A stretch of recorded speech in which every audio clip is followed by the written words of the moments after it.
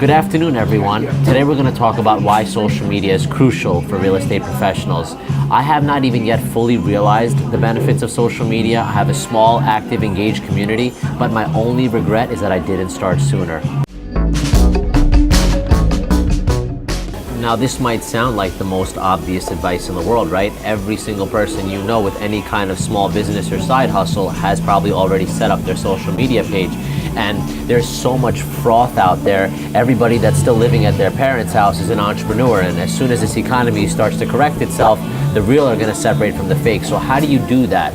You do that through quality, not quantity, okay?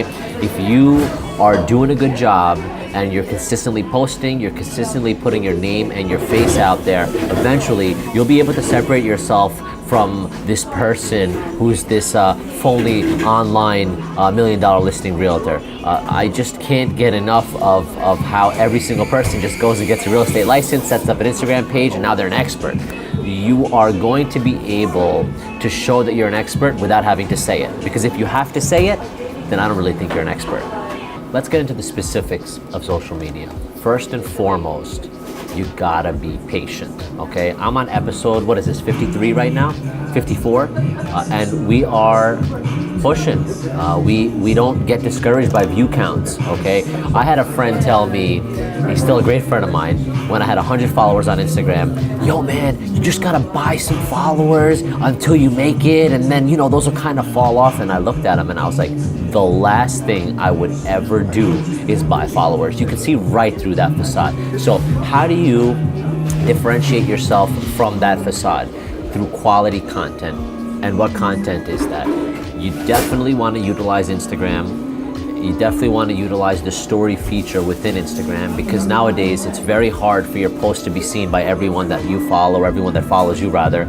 So you want to use that story feature because it's a way to connect with your audience on a daily basis, and the more they view your story, the higher you'll rank.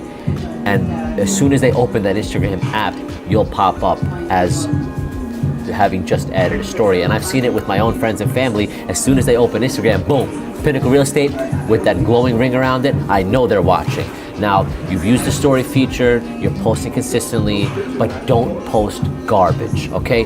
Post real content. Nobody cares about the frou-frou, okay? Nobody cares about that post of you looking away with a scenic background. Give people what you came to give them. And that is quality content about real estate. Whether you're a builder, whether you're an investor, whether you're a realtor, give people what they came to your page to see, and slowly and steadily, you'll separate from the pack. And don't forget to differentiate your presence. Try YouTube, use a story feature, post daily, post at the right times, okay? And I found, let me give you a little tip, right? I found that Sunday, I get the best engagement on my stories. I just broke a certain milestone on my stories last week. So now you know, Sunday's a great time to post your stories.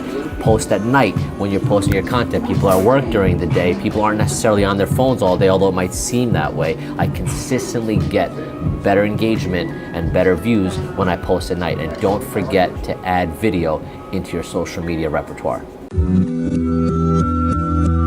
There's this idea within the real estate community, and if you watch any of the shows, I cannot tolerate any of the real estate shows, whether it's HGTV or any of these listing realtor shows. I quite frankly don't watch them. And if Ryan Serhant is watching, then I've been exposed. But basically, nice guys and girls don't finish last.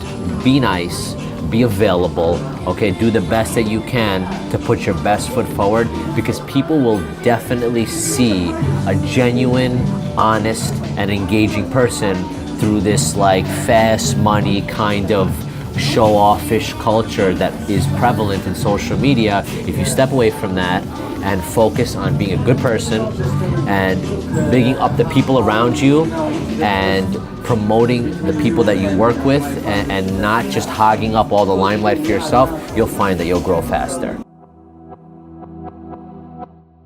Testimonials are so important. Whether you're a realtor, a contractor, a designer, people want to hear about what it was like working with you from someone other than yourself.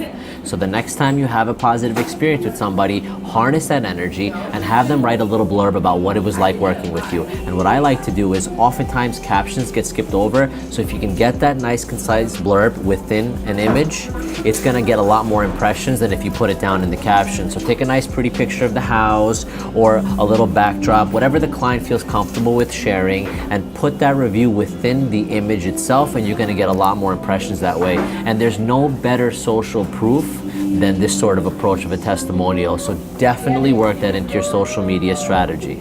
On that note, I want to thank all of you for watching. I hope you found some of this information useful. And if you have any questions about how I'm slowly building my social media presence, leave a comment below, or the best way to reach me is through Instagram. My handle is @PinnacleRealEstate. Thank you so much for watching, and I'll see you next week.